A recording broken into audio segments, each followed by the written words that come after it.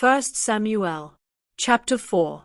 Then Samuel would speak to the whole nation of Israel. The Philistines capture the sacred chest. One day the Israelites went out to fight the Philistines. They set up camp near Ebenezer, and the Philistines camped at Aphek. The Philistines made a fierce attack. They defeated the Israelites and killed about 4,000 of them. The Israelite army returned to their camp, and the leaders said, "Why did the Lord let us lose to the Philistines today? Let's get the sacred chest where the Lord's agreement with Israel is kept. Then the Lord will help us and rescue us from our enemies." The army sent some soldiers to bring back the sacred chest from Shiloh, because the Lord all-powerful has his throne on the winged creatures on top of the chest. As Eli's 2 sons, Hophni and Phinehas, brought the chest into camp, the army cheered so loudly that the ground shook. The Philistines heard the noise and said, "What are those Hebrews shouting about?" When the Philistines learned that the sacred chest had been brought into the camp, they were scared to death and said, "The gods have come into their camp. Now we're in real trouble. Nothing like this has ever happened to us before. We're in big trouble. Who can save us from these powerful gods? They are the same gods who made all those horrible things happen to the Egyptians in the desert.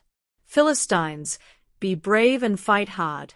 If you don't, those Hebrews will rule us just as we've been ruling them. Fight and don't be afraid." The Philistines did fight. They killed 30,000 Israelite soldiers, and all the rest ran off to their homes. Hophni and Phinehas were killed, and the sacred chest was captured. Eli dies.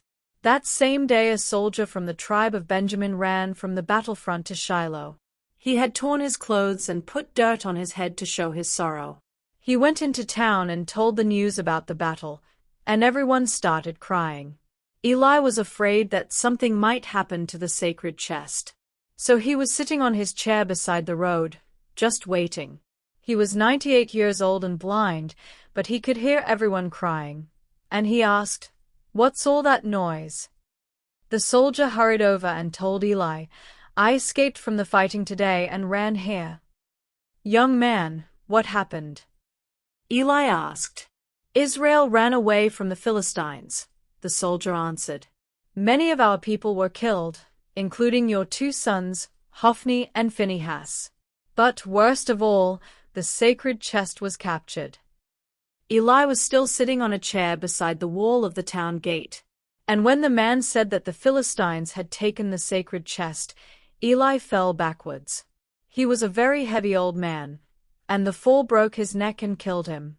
He had been a leader of Israel for 40 years. The wife of Phinehas was about to give birth. And soon after she heard that the sacred chest had been captured and that her husband and his father had died, her baby came. The birth was very hard, and she was dying. But the women taking care of her said, "Don't be afraid, it's a boy." She didn't pay any attention to them. Instead, she kept thinking about losing her husband and her father-in-law. So she said, "My son will be named Ichabod, because the glory of Israel left our country when the sacred chest was captured."